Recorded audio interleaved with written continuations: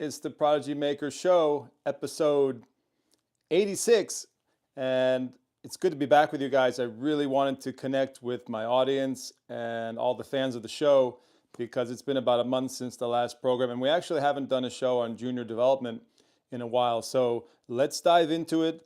We're going to talk about the junior tennis journey, something that I deal with all the time because I am a high performance junior coach.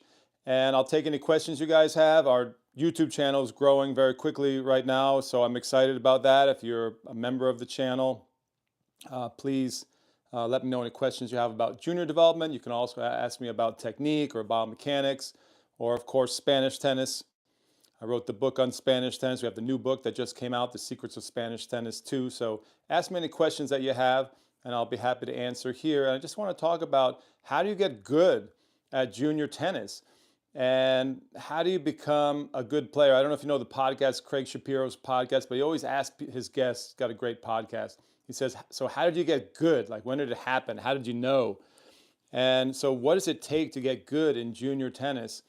And I like to kind of start like a timeline, like when the kids are young. Well, a lot of times, I just want to preface this by saying this is sort of my take, and what I'm going to say is not the only way to get good at junior tennis, but it's just, I have years of experience in the field working with top junior players and developing prodigies, so I feel I have some experience and insight that I can share with you, especially if you're a parent or a coach, but particularly for parents who have a young child who's trying to become great or has a big dream to be a pro or a top Division I college player, which is very difficult to achieve nowadays.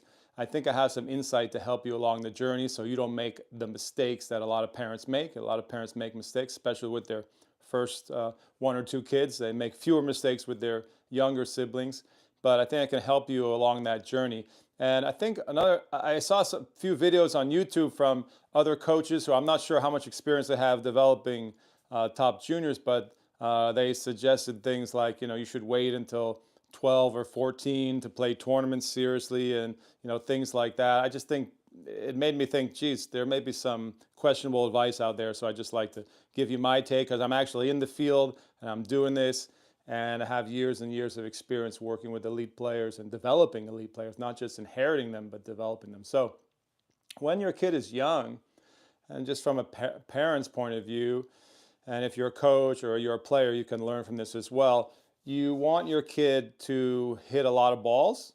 So a young kid, let's say under 10, or even younger than that, 3, 4, 5. Some of the greatest players in the world started extremely young, right out of the cradle, it seems. So you can have your kid batting the ball when they're a baby, just hanging from the you can hold it up for them, or you can hang it from the crib and get a little racket in your kid's hands. That's what I did with all of my kids. Who they all play tennis. They never decided to. They all went on to play other high level sports. They didn't choose tennis, but you could get your kid a little racket. Get your kid a foam ball for the house. Lots of foam balls around the house. Balloons are great. Big beach balls. Anything that they can whack and hit. That's a really good way to get a prodigy. You start them real young, possibly from the very start, like Richard Williams. You have your kids training from 2 years old. Thanks, appreciate the comments, guys, appreciate it. So 2-year-old, 3-year-old, 4-year-old, at that age, typically those kids aren't taking a lot of technical instruction, but you want them to be doing a lot of swinging, in my opinion. And obviously a lot of athletic building skills. You want to build an athlete. So a lot of parents with an athletic background, they understand that, and they have their kid doing all sorts of athletic things, running, jumping, throwing, lots of the basics, like sort of playground skills. Those are very important. Take your kid to the playground, develop the athletic base so that they can be a great tennis player. But in terms of the tennis training, lots of swinging the racket. Can just be around the house. Get the kids out on the court with the mini racket, softballs. This is a great place for red, orange, green. I mean, we can talk about that if you have questions about that. I'm not a huge believer in red, orange, green, but at these ages, 2, 3, 4, 5, it's go time for red, orange, green. You have colored balls, foam balls. Kids love it. Balloons, and get your kids swinging a lot. What I don't like is, and I've said this before, are lessons for young kids that don't have a lot of racket work. I really think the kids need to learn how to manipulate the implement of the tennis racket. So if you can get your kid out there swinging, hitting balls, if they're good enough, start to get some rallies going. And usually at that age, kids don't serve very well, but you could have them try to do overhand movements with a very light racket, small racket, soft colored balls. Keep it fun and entertaining, but try to get them a lot of hits. If you can get, I'm a little extreme, I'm a little ambitious. If you can get your kid playing every day, I like that, 45 minutes or an hour, get them on the court, really get them going. If they like tennis, they have an interest in tennis, I have a little 5-year-old now. I have 4 kids, and I have 3 of my kids are older, and I have a young one, 5. And I got her on the court very early. With all my kids, I tried. I think I did a good job, but none of them took to tennis. You get them on the court early. You play with them for fun. You make it entertaining. It doesn't have to be a chore. It can be a fun thing you do with your kids. And you get them swinging at the ball a lot. My 5-year-old wanted to play tennis for about 10 minutes, and then that was it. She had no attention span at all. At 4, same. At 3, same. And when I took her to the wrestling mat, she would wrestle with me at that same age for an hour or an hour and a half. And I'd say, geez, Ocean, I need to take a break. I'm tired, So it just depends on what your kid's love is. You'll start to see that love come out at a young age, and then that you can start hitting balls every day. You can have fun with it. So I'm not a big believer if you want to have a pro or a Grand Slam winner or even a top D1 player, which is a 12 or 13 UTR minimum right now to play high-level D1, to be recruited for D1. You got to start that journey early to get the edge over everybody else. So it may sound a little nuts if you're not from the tennis world or you're new to the tennis world, but the earlier you can get your kids swinging a racket, training the eyes, the neuromuscular system, the coordination with the ball, I think is beneficial. And then I think serious training can start at 4.5, 5, 6. I've had some very serious kids at that age, 5, 6. It depends on how the kids are wired. Some kids are just not able to take instruction at that age. This is around preschool age. And then, preschool is where you learn to listen to a teacher, you learn to follow rules, you learn to do different types of works. And I think that's the prime age to start teaching world-class technique if you can do it. And footwork. Get the kids moving well, teach them how to move on the tennis court, work on the technique, try to get some modern swings in there at a very young age. I think it's a big mistake to teach young kids traditional strokes and then say, later on we're going to do modern. Like to have young kids and be doing like these kind of, red, orange skills where you just kind of do follow throughs around the shoulder, and there's no loading, there's no trunk rotation, there's no hip rotation, there's no internal shoulder rotations. I'm kind of I really believe in getting the young kids doing more modern technique, even at 4, 5, 6. And don't waste any time. Don't waste any time learning traditional strokes and then trying to relearn other strokes. And I think motor learning research would support me on that. Is that you don't want to have to relearn skills motorically. It's better to learn the skills that you're going to have for life from the very beginning. So that's what I think about technical. I like private lesson every day. One-on-one. I'm a big believer in one-on-one. I heard a coach say, never do one-on-one. He was telling parents like how to develop a champion, never do one-on-one. I think that's nuts. Like one-on-one for me is where you develop a relationship with a kid. You can inspire and motivate a kid. And that's where the kid can get a lot of personal attention from the coach. And you can really start to make advancement strides, can get the edge in the technique and the myelination, the biomechanics. You can get that wired in early. It's a tremendous advantage because then you can get a kid who's like 8 or 9 a little later down the road, or 10, with no issues, nothing that needs to be remediated. Really world-class technique that's baked in at a young age, and then the kids can just grow into that technique. They can get bigger, stronger, and you don't have to fix anything later. That's a tremendous advantage for a kid starting to get even more serious at like 10.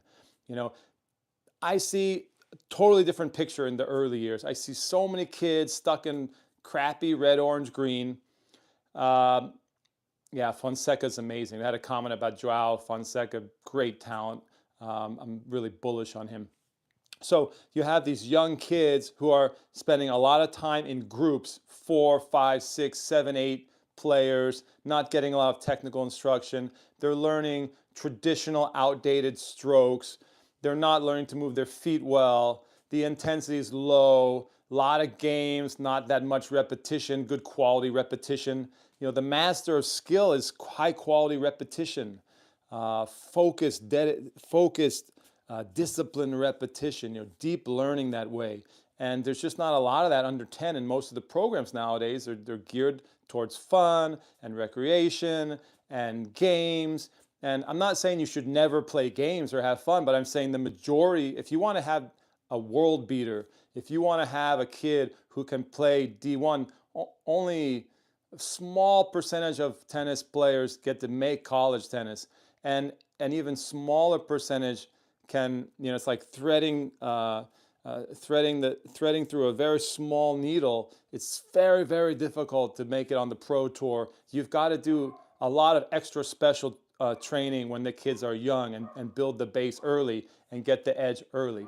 So one of the first things you can do is get the technical edge, get the technique better than all the other kids, get the footwork better. And then by 10, you have a big edge over all the kids who are in a red, orange, green environment, and they're 10 years old, and they have really poor stroke mechanics. They don't know how to move well, and then you have to fix those things at 10, 11, 12, 13. And I have just so many kids coming to me at that age, and I have to fix their strokes and try to teach them world-class strokes, and they can still be excellent players. We just had a question about that. If you start at 10, can you still be a world-class player? I think it's possible, but you're way behind a lot of the elite kids who just happen to start early. So it's possible, but the cards start to become stacked against you. I really believe in more elite training between the ages of 5 and 10, if possible. If you're coming to the game at 8, and that's a great question.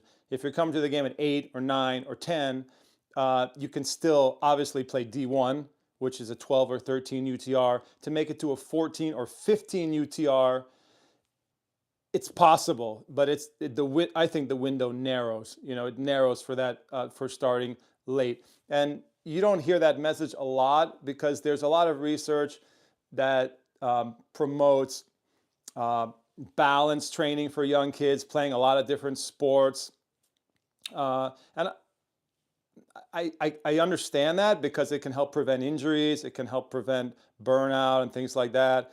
But in my experience, tennis is a very early specialization sport. I think some of that research is not tennis focused, it's just focusing on other sports like baseball or basketball or football or soccer. For me, tennis is a very, very early specialization sport, especially for girls. And I've coached a lot of elite girls. You know, some of them as young as 5 or 6 who want to go pro, and the girls can turn pro at 13, 14. If you think of some famous professional players throughout history, they can be on the pro tour by that age. So obviously they need to specialize super early. There's no way you can acquire the skill to be a pro if you're not specializing very, very early as a girl. Boys, maybe a year or 2 later, it's possible. But yeah, that's a great question. I think you can still make a 12, 13 UTR, maybe 14 UTR. You start at 10. Depends on what you mean by start, like how seriously you're going to play. And also it depends, like maybe if you make the tour and you're 400 in the world or 200 in the world, like that technically is professional. But that's not winning a slam. It's certainly not top 10 in the world. And I just think when you go up to the higher echelon of tennis, you only have 100 spots. And then you only have 50 spots, and then you only have 10 spots. And the players are so good.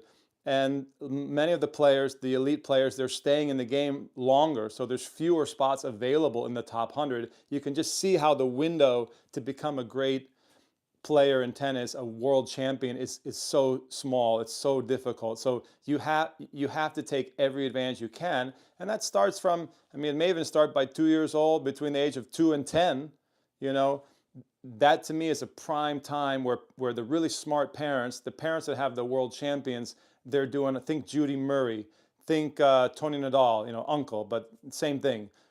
Think any coach who's guiding a famous coach who's guided a young player since they were young kid, like a parent like Luis Bruguera or Richard Williams. You have to look at the parents who have done these kind of things, and I think they maximized what they could accomplish under 10, because that will give you a head start, an advantage over the other kids who sort of sit back and wait, or the kids who come to the game late at 10 years old. So those are some, initial thoughts that I have about, how do you develop a champion? And I think you start earlier than later. In general, you want to start earlier. You want to try to play every day. I know that sounds crazy, but like 6 days a week is what I mean. That can be totally fun. That's not onerous for a kid to play every day. If your kid has an inclination, a passion for tennis, a love of tennis, they'll want to go to the court with you every day. They'll want to go on the 7th day. And maybe you should go on the 7th day, but just you keep it light.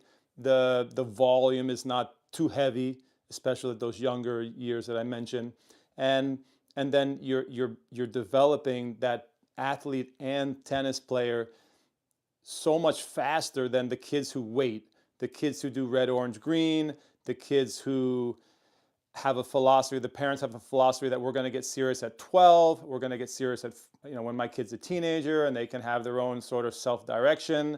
Those kids are always going to be at a disadvantage. I'm not saying they could never make it, but I will say they probably can't be like a Grand Slam winner. They could still be a D1 player. The difference between being D1, 12 or 13 UTR, and being like a 15 UTR or 15.5 and having a chance to win a slam is enormous. Like, there's an enormous difference in terms of development. So if I have parents who are working with me now, they want their kid to be a real pro. I have kids living here now, and I get messages from parents all the time. They ask me these questions like, my kid wants to be a pro. And this is the type of advice I would give to, if you're a parent out there, you have to know what you want. If you want a D1 player, that's not that difficult, and you can start a little later, and you can take a little more time off. You can be a little less disciplined, although you have to be very, very disciplined to achieve that.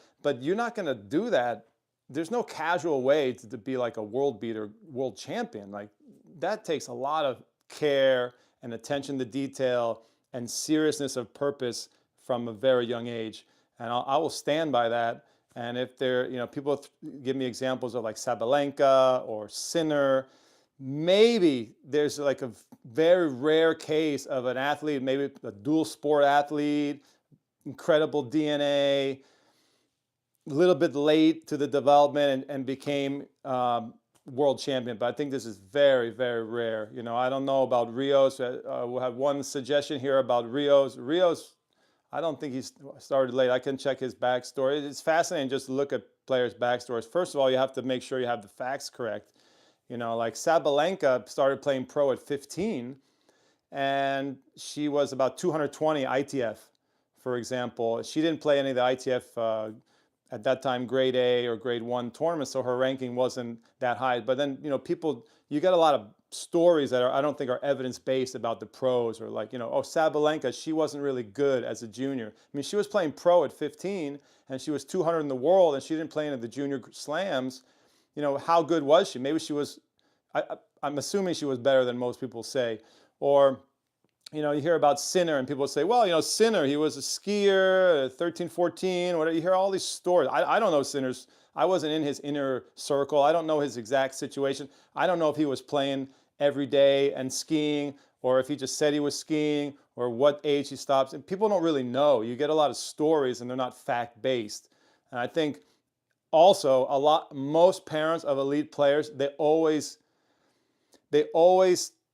misreport, either on purpose or not, how much their kid's doing, how early their kids started, because it makes the kid look, A, it makes the kid look better, like more talented, more marketable, and B, Um, it's just they don't want other people to know what they're doing. Like in my experience, the most elite parents, the parents of elite players, they're hyper competitive. Anyone who wants their kid to be number one in the world or win a Grand Slam or even be top 100, let alone D1, is hyper competitive. You know, you're trying to achieve something that's virtually impossible. If you look at the statistics, it's almost impossible. And so you have to be a little crazy, and you have to be willing to take a lot of risk to try to push your kid and place that goal onto your kid. Or it may be, some of it may be coming from the kid, but a lot of times it's like both the parent and the kid are pushing towards this goal. And I'm not saying that's right. I'm not judging that as right or wrong, but you know, you got to be nuts. You got to be a little bit nuts. You got to be in a good way, crazy. You're trying to beat the world, and it's hyper competitive. So you have to do everything you can to get the advantage, and the smart parents know that. And other parents and coaches take a laissez-faire approach. They're not as focused or disciplined or consistent when the kids are younger. They want to have them more balanced. They want to have more healthy lifestyle. Things like that's all well and good. But I'm just saying that's not what makes a Grand Slam winner. That's not what makes a Pete Sampras, Agassi, Seles, Graf, any of the great champions, Alcaraz, Djokovic, Rafa. No one is winning 15, 20, 10, 15, 20 slams who was just sort of super cash when they were younger, never worked hard, and they just sort of played lots of sports and sort of popped up on the radar at 14 or 15 and said, yeah, I want to play tennis. I'll get serious now. Like that, to me, that's, if that has happened, it's way over here on the bell curve, very, very unusual, and that's not the model to develop an elite champion. Now, it could be more reasonable if you want to play D1. D1 is you know, you can take a slightly more casual road. But I would argue that if you can get the base in, if your kid's willing to learn, they love tennis, get the base in under 10. Getting back to like, what do you do under 10? I think you should compete under 10. For most kids, you know, for most kids, you should compete under 10. You should get a lot of matches under your belt. Again, you're building experience against the other kids who wait. The kids who wait to play a lot of matches at 12 or 14, they're going to be behind. There are kids who are 11, 12 years old that we compete against here in the Northeast United States, New York and New England. They've played a couple hundred matches, you know, easily, a couple hundred matches. That's a lot of match experience. That's a lot of mental toughness training.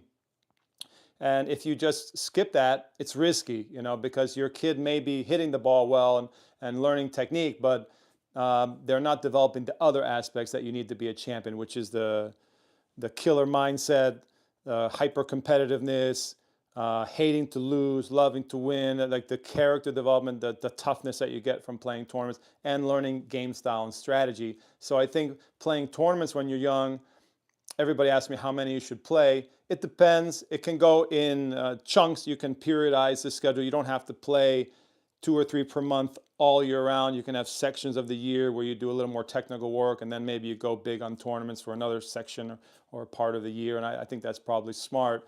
But you know, probably 2 tournaments a month in general, 2 or 3.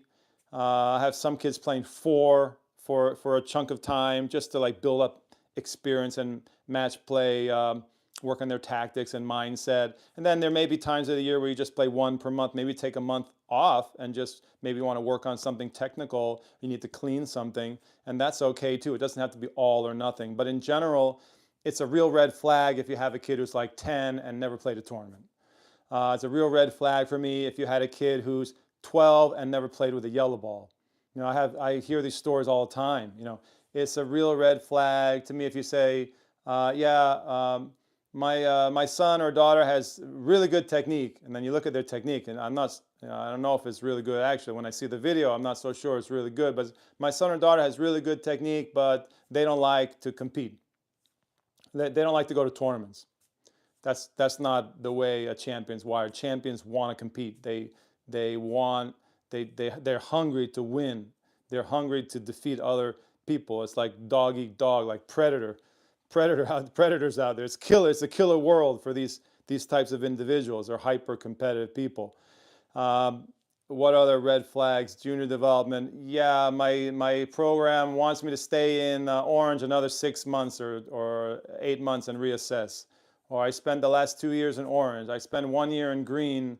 Um, you know, I'm worried about injuries, so I don't want my kid to play more than a couple times a week. You hear that sometimes from parents who are doctors or conservative parents, and I respect parents a lot, but I always tell parents who have that perspective, your kid is going to fall way behind if you play twice a week. You can't become a world champion playing twice a week. I have another red flag is we do a lot of clinics. Young kids do a lot of clinics. If your kid does a lot of clinics, I can almost guarantee you they won't be a champion unless it's a very rare exception, like a kid can learn in a clinic, super genetic freak, and they just go to clinics and groups and like somehow make it through to the top of the country and become a top junior, maybe have a chance to go pro, or lock in a D1 scholarship. Very, very rare. Clinics are usually big red flag. I don't really do any private, I don't believe in private lessons. Big red flag.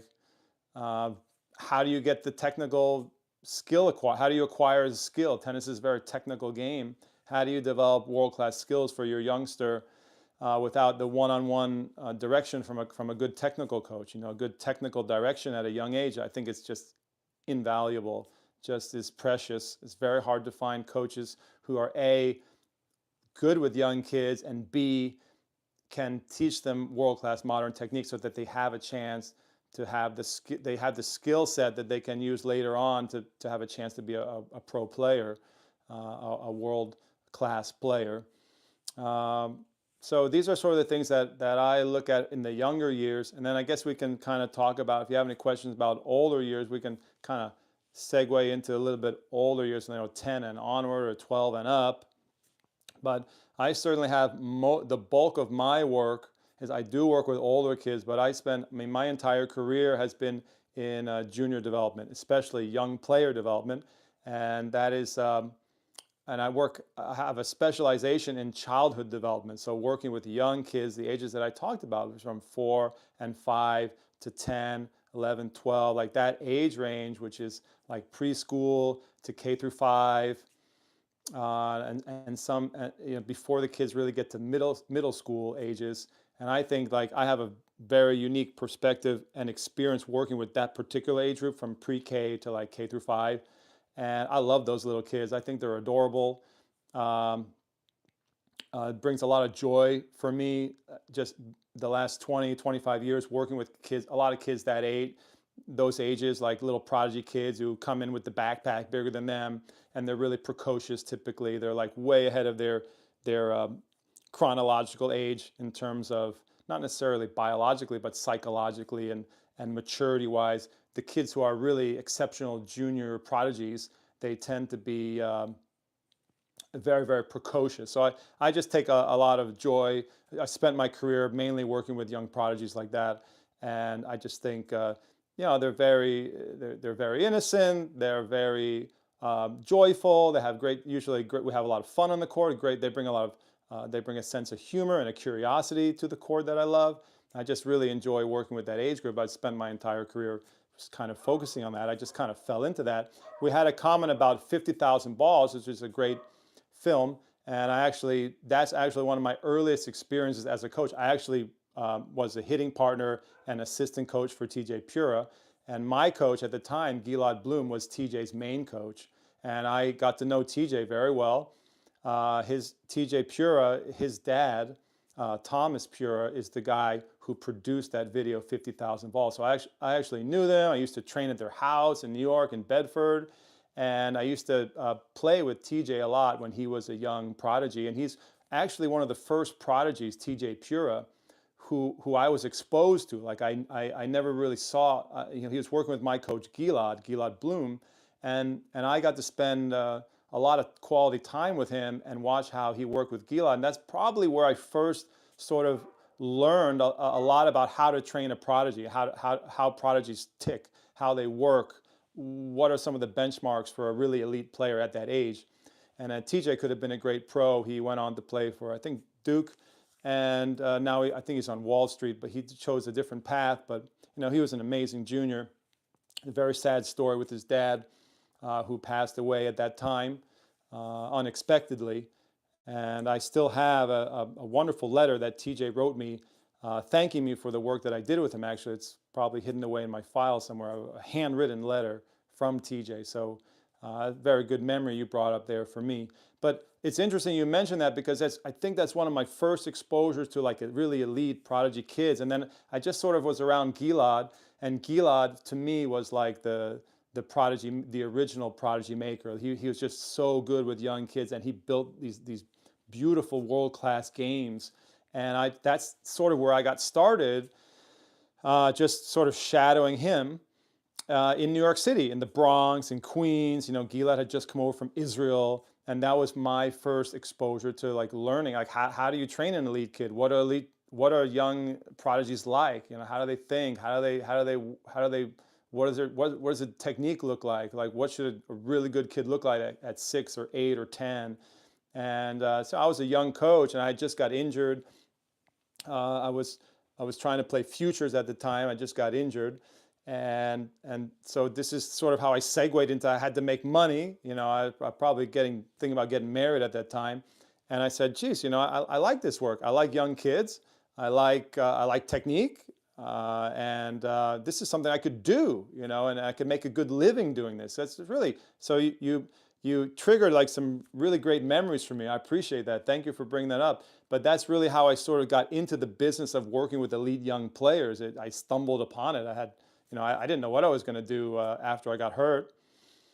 I just wanted to be a player. And it turns out that I had this gift for working with young children, and I had a very good eye for technique. So I used to shadow Gilad. I used to sit and watch hours and hours of Gilad's lessons just to try to learn, as I was a young kid, just trying to learn, like, okay, how does he see, like, where are his eyes going? And I had to develop the coach's eye. It took many years to develop a great technical eye. And that's something that a lot of people don't understand if you're not from the world of coaching or tennis. Coaches can talk a good game, and they can try to set up video cameras to capture high-speed video, and I'm all for that. But really great technical coaches, they can see almost everything with their eyes, and they're able to slow it down, and then they know what to look for in the body segments. And very few coaches out there in the world have an incredible technical coach's eye. They're very rare in the tennis world. So should we talk a little bit about like how do you get good at the little bit older ages, guys? I gave you a bunch of ideas. I probably missed a bunch of important stuff, but I think I also touched on some good stuff in the younger years.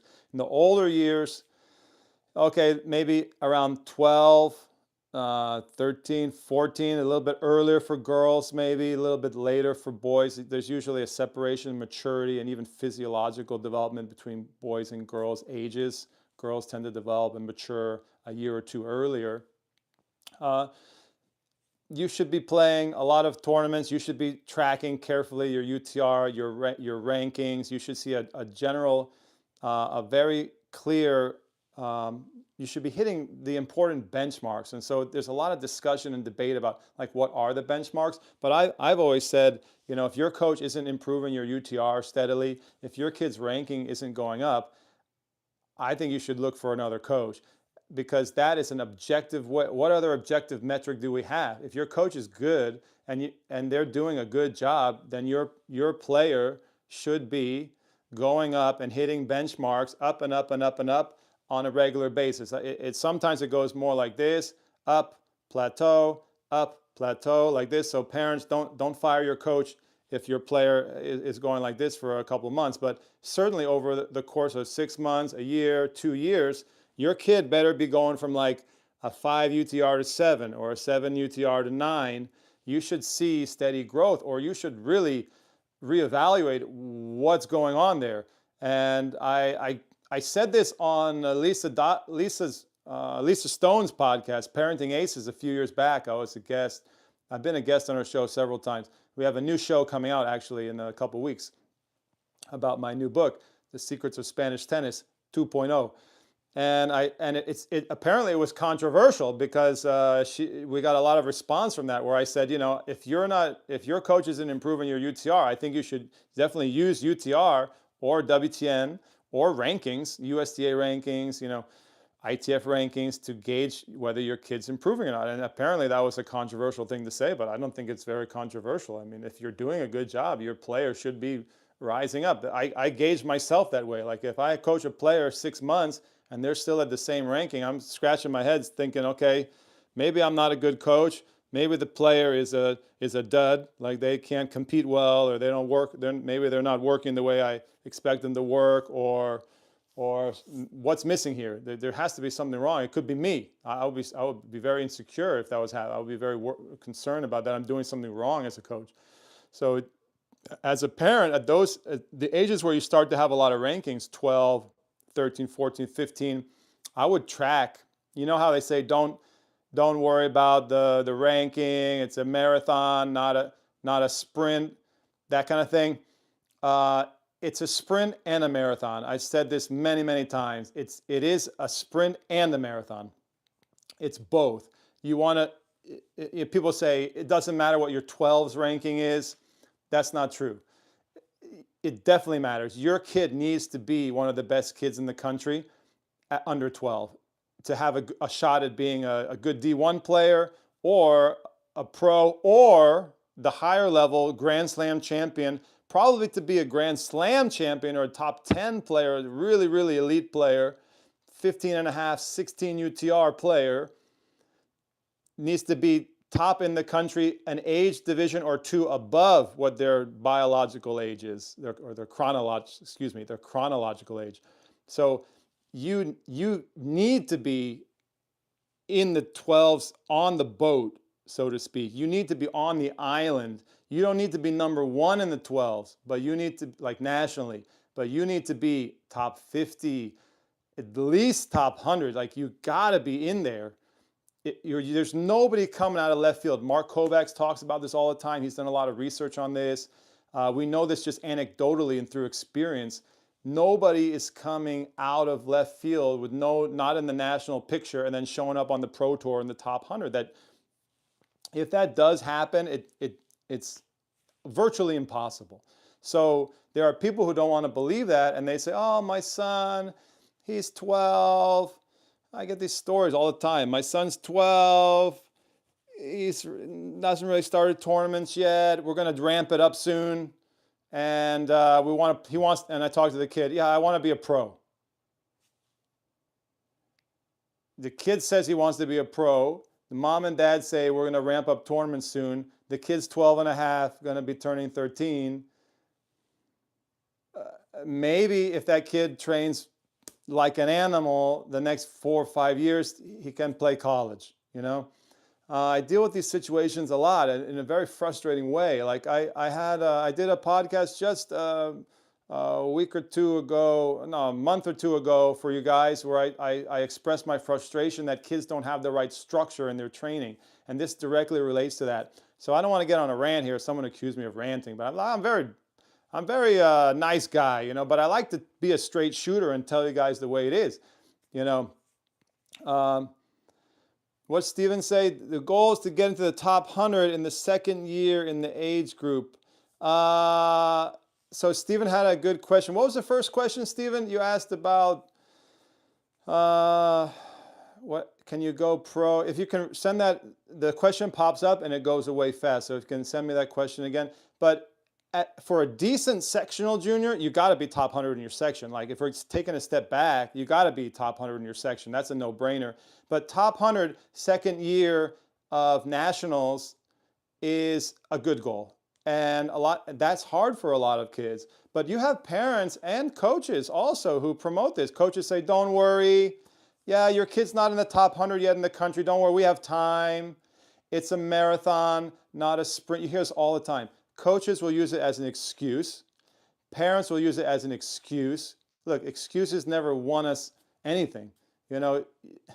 It's not true. If your kid needs to be top 100 in the U.S.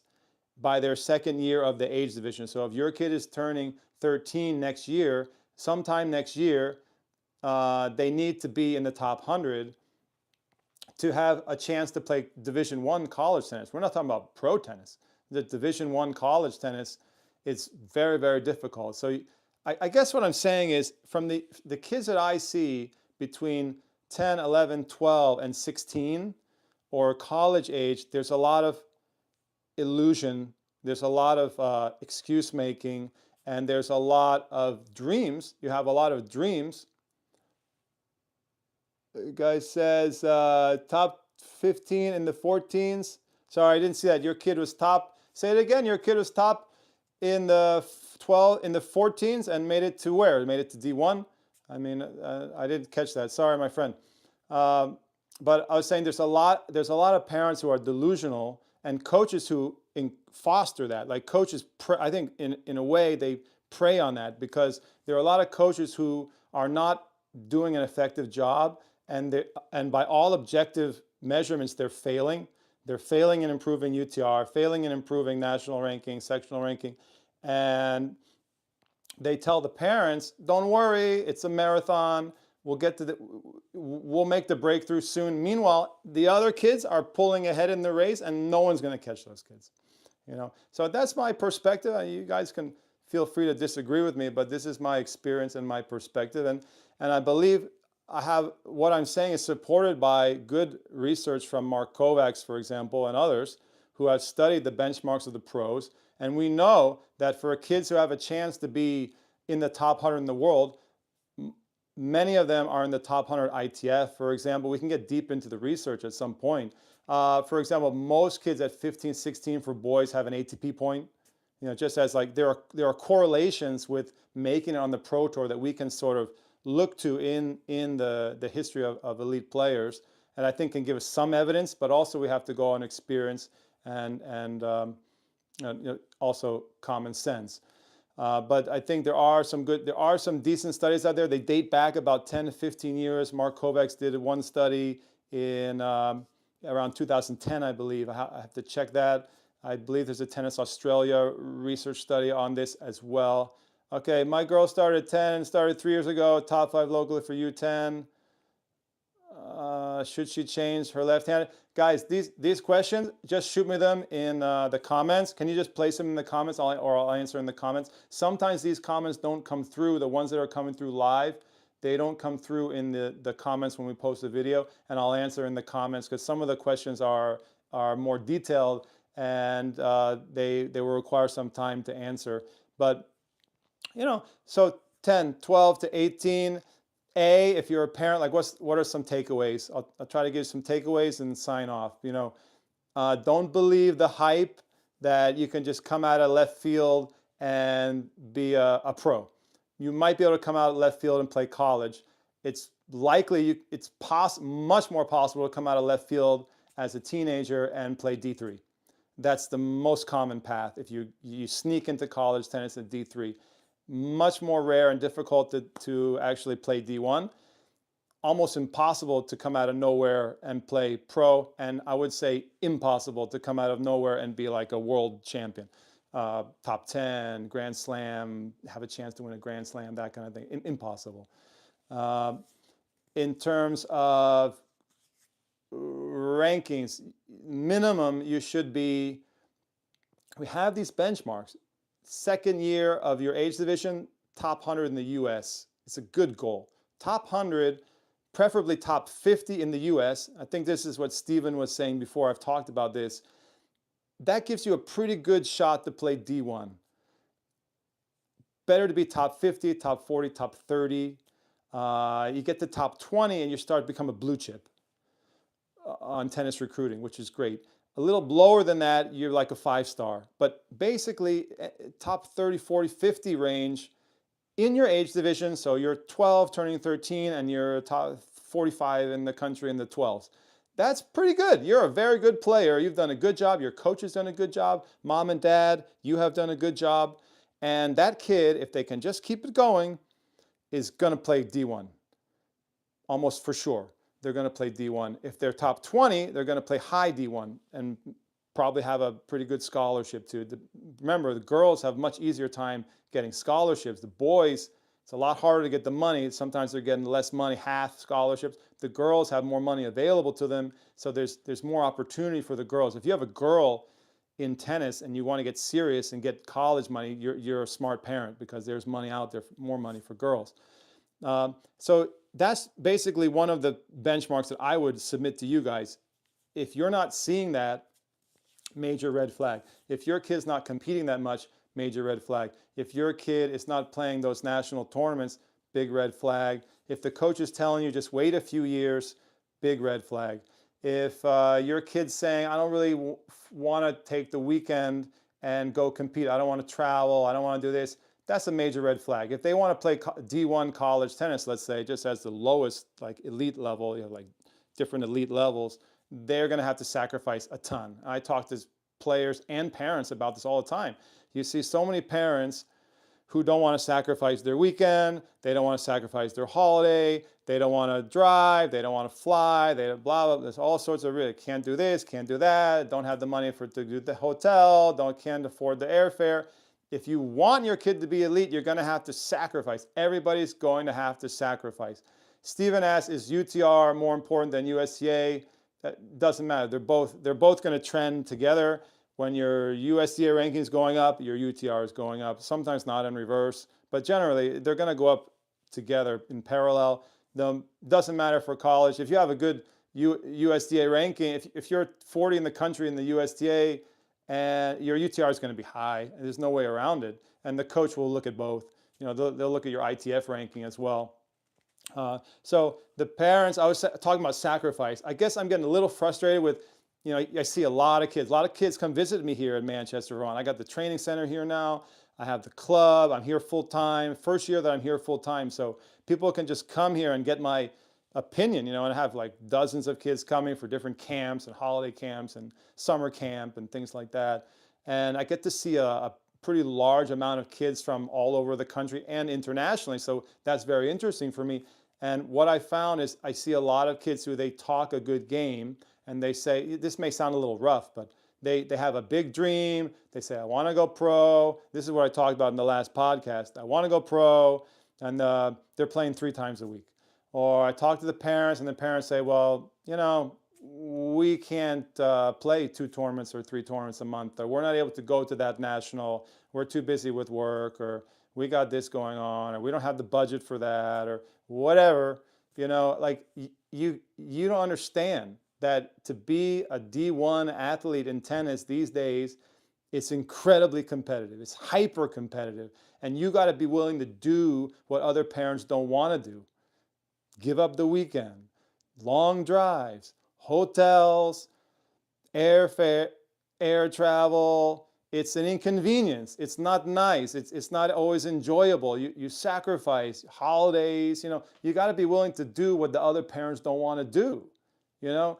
And so I just don't feel that from a lot of kids coming to me. I see a lot of kids who are completely delusional.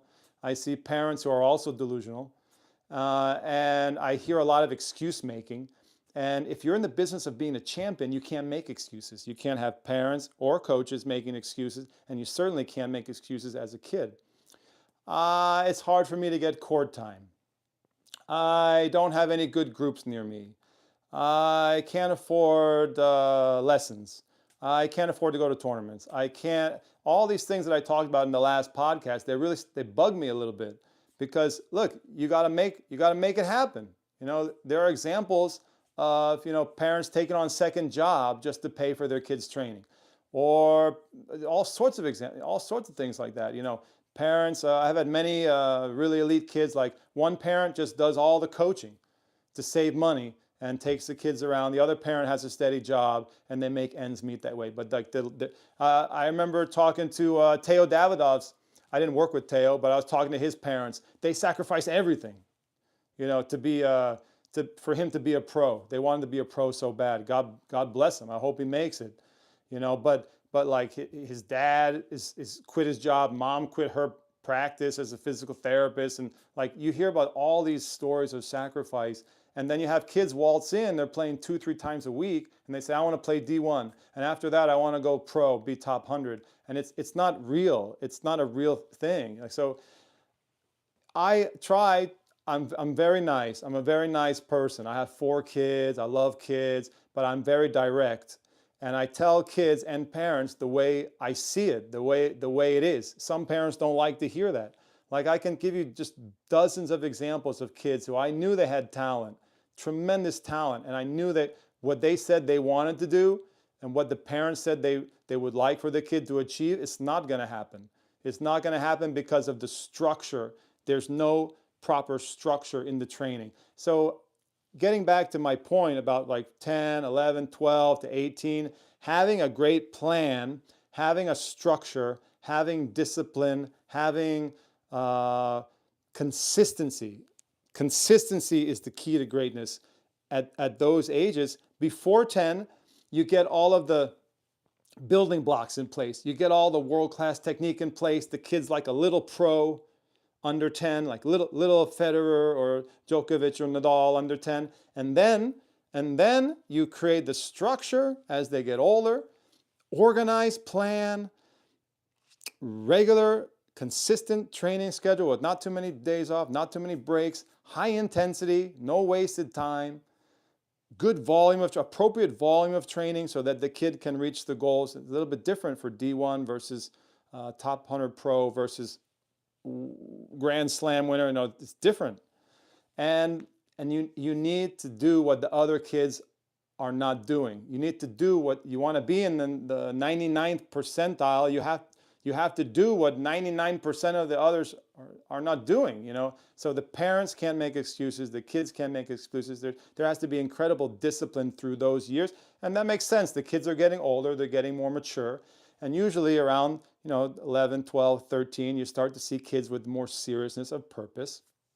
And that's a prime time to get really, really structured in the training, in the tournaments, in the coaching. I'll say one last thing about major red flag. Parents say, oh, we can't afford a good coach. I had a number of people tell me that recently, and I'm really tired of hearing that because there are some, my daughter was a wrestler. I wanted her to train with this Olympic gold medal coach, Russian guy, Ukrainian guy, amazing coach. Valentin Kalika, amazing coach. If you're a wrestler, you know who I'm talking about. Amazing world-class coach. I love him. So his lessons are very expensive. I could have got cheaper lessons. I could have got I could have taken lessons with his assistant for a third the price.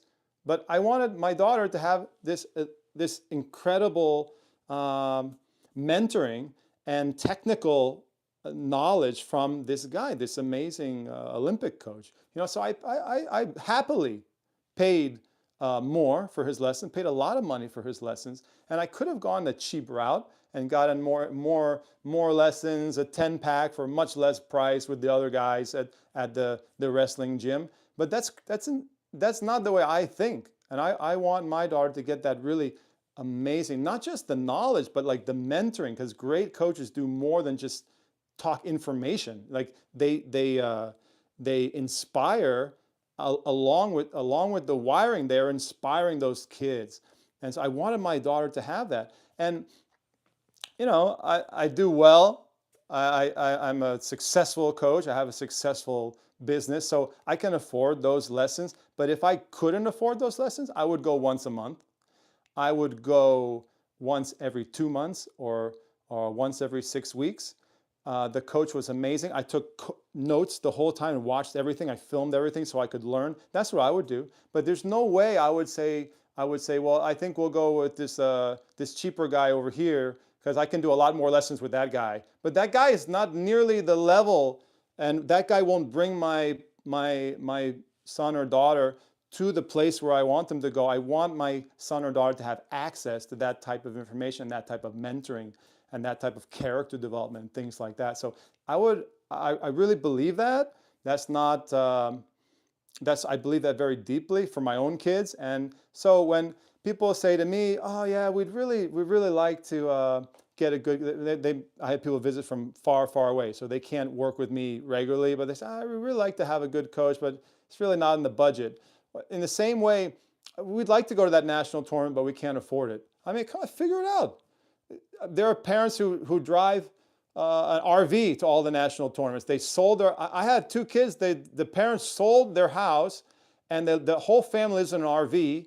so that they can go to all the national tournaments and save money so their kids can get opportunities like that. Like, you can't tell me that you can't try to make it happen. So I have, I have pretty strong feelings about that. I think the answer is if a coach is very expensive but very good in your area, like wherever you happen to live around the world, get access to that person, even if it's once a month, even if you see them once a quarter. Get that person watching your child's development, and get as much expertise as you can from that person, so you don't make mistakes, and don't cheap out and go get like a bunch of lessons with someone who doesn't know what they're doing or doesn't have nearly the capability or the experience. I think that's a huge mistake in these years from 10 to 18. In the younger years, you want someone primarily as someone who builds, who wires, who builds the hardware of your player, and also to some extent the software.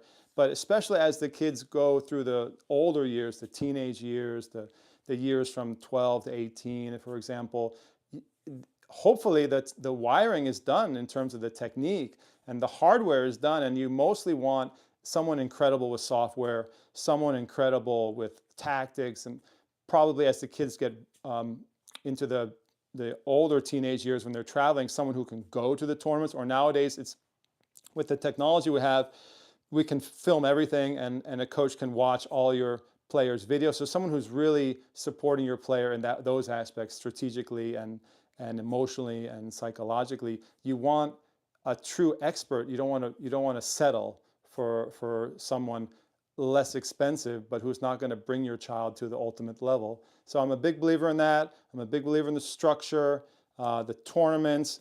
I'm a big believer in benchmarks, like no excuses. Your kids should be hitting benchmarks. Don't fall for the trap that you say, well, my kid's not doing so well, but they're a late bloomer and they're going to come along later. Don't believe that you can be an elite player, let's say D1 or higher, and play 3 times a week or 2 times a week. Don't tell me you want to play D1 college if you're practicing twice a week and you're playing and you play multiple sports.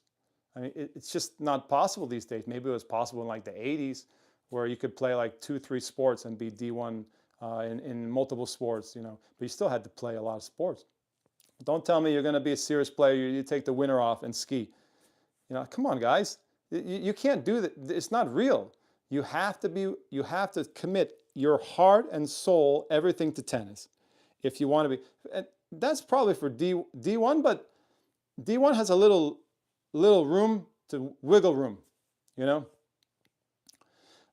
has a little wiggle room, but if you want to be a pro, and I don't mean just a pro, but Grand Slam winner, top 10 in the world, world champion, there is no room. There's no wiggle room.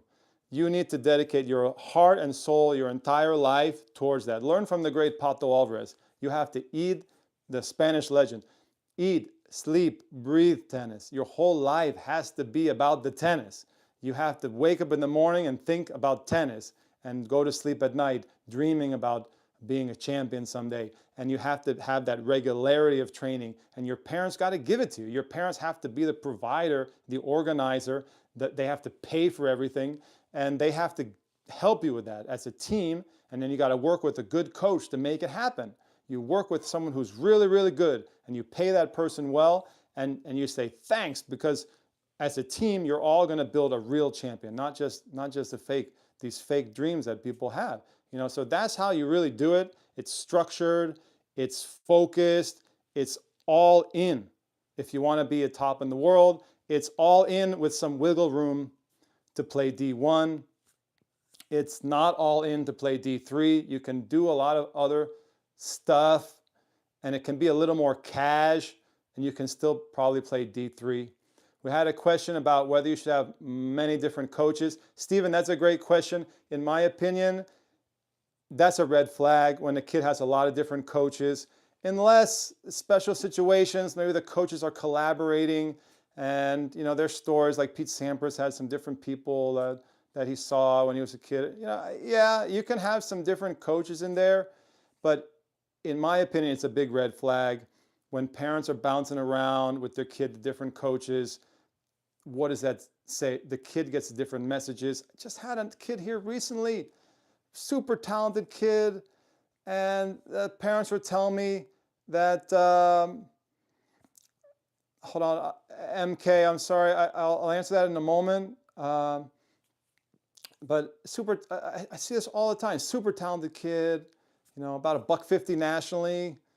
And the parents told me, the mom told me, it's very frustrating. The kid's seeing a lot of different coaches, doesn't really know what direction he's taking, doesn't have a good plan, doesn't have a regularity, doesn't see the same people all the time. That this is so important to have one person guiding you, one person with a vision, a powerful, dynamic coach. I don't think parents appreciate how important that is, like to have a dynamic coach pushing. Sometimes the parents can fill that role. I've had many parents like MK, you said you have budget problems. Like I know many parents, they take on that role because they don't have the money for the coach. They consult with the coach, but then they don't have a lot of money, so they become that role for their kids. But that role is essential, whether it's a parent, an uncle, a coach. Is the driving force behind the kid. I really believe in this strongly. It helps develop a champion. The champions just typically don't just like pop up out of nowhere. Like there's somebody driving it, usually a parent, mom or dad, and usually there's a coach somewhere in there who's pushing, incredibly demanding coach, mentoring, building character, inspiring, pushing, and that's what over the course of many years, that makes a big difference versus like a kid who's not having that. A kid who's not having that ends up at 10 UTR, and the kid who has that, depending on how serious they are and how much they train, they're going to reach 12, 13, or maybe higher UTRs. But I think it's strange when people say like the coach is not important. Like we're going to go to the gym, we're going to go to practice, we're not going to access coaching. I think you hear that a lot, or we don't have money for the coaching. Again, what I would suggest is budget a small amount and get access to someone really, really good. So at least it's not like black or white. Like at least you check what you're doing and you get information that could be very, very valuable, rather than saying, no, we're not going to do the coaching. We're going to train and we're going to do fitness and we're going to try and we're going to do some tournaments. We're not going to do the coaching. Or some parents say, we have a coach. We're not going to do as many tournaments because we can't travel. Or okay, well, your kid's development is going to be stymied from that. You're going to have limited development if you need to travel and get access to higher and higher levels of competition to be good. Or some parents say, well, we're going to go to tournaments, but we're going to cut the budget in the coaching and the training. So we're not going to have we're not going to go to that. We're not going to do this type of training, whatever, a group or sparring, and we'll maybe cut the lessons down so we can just do lots and lots of tournaments. Like there's a recipe there for that. I've had some top juniors do that. People didn't have a ton of money. They usually still came to me for make sure they're on track, But that's a way. It's a way to maybe squeeze into college, but you're not going to be top in the world like that. I mean, that's crazy. You don't realize what you're up against, like the deck that's stacked against you if you want to get a kid to the top of the world. There really can't be much room for error, and there has to be like this incredible obsession with tennis, and you have to play almost every day, and tennis has to be your whole life to be one of those great ones, the GOATs, the great ones that we think about. There's even levels there. Like, some parents and kids are not happy with winning one Grand Slam. They want to be the GOAT. There's a difference between being a top 10 Grand Slam contender and actually like winning like dozens of slams. There are some parents and kids, that's what they want. Kids who want that, I mean, come on. You got to think about different levels here. Guys, I hope that was helpful. Kind of touched on a number of different areas. Really interesting discussion. I enjoy sharing my ideas with you. And let me know in the comments, please, if you made a comment on the video. I don't think I'm going to see those when I post the video. So just put those comments in, and then we can get a nice discussion going in the comments section. But it was a really interesting show. We talked about how to get good. How do we get good at tennis? I think there's a lot of misinformation, misunderstanding about how kids really do get good. and the proper pathway to get good. And there's a lot of misunderstanding about how to achieve certain dreams, certain benchmarks, certain goals like D1 or D3, D1, pro, top 500, like pro, like with ATP ranking to 1,000 to a 500, better pro, like maybe closer to top 100, making a living, to Grand Slam contender, not even winning a slam, to like greatest of all time. I think the level of dedication, the level of obsession, the level of the coaching that's required, the level of sacrifice that's required is extremely, and it's incredible that when you talk about the most elite goals, I think people are delusional if they think they can get that good, whether player, parent, coach, without an extreme obsession, bordering on something that some people would say is an unhealthy obsession.